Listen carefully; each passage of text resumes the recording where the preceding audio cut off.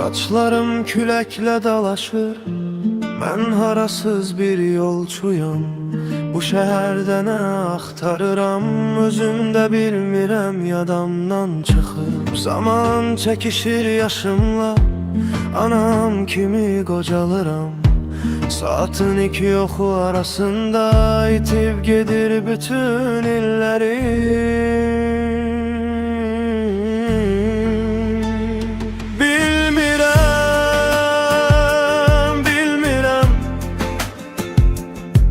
Bu yol hara aparır bilmirəm, bilmirəm, bilmirəm. Adını yaşamaq qoyduğumuz nədir, bilmirəm.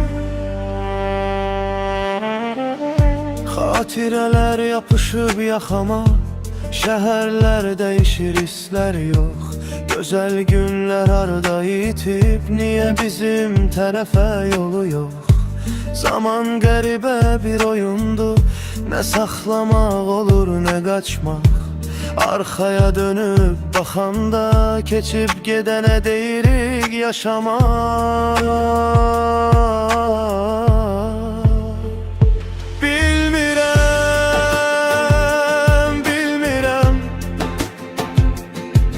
Bu dünya niyə susur bilmirəm,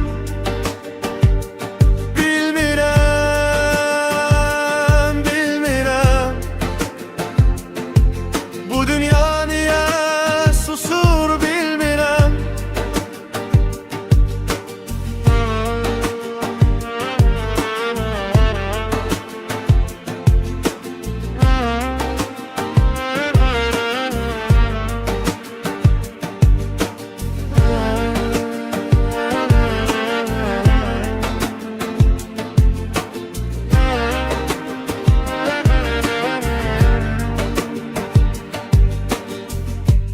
Buludlar dolaşır göydə, onların üstündə kimsə varmı? Əgər biz onun nəfəsindən yaranmışıqsa, o da bizim kimi yanarmı? Niyə körpə susur torpağın altında, niyə canilər hələ azaddır? Bəlkə də baxıb gülür bizə bu səhnədə, biz sadəcə rolları. Mən üzüm həyat çaxır, sözlərim sərxoş edir. Alo göylər bağışlayın, deyəsən nömrəni səhv yığmışam.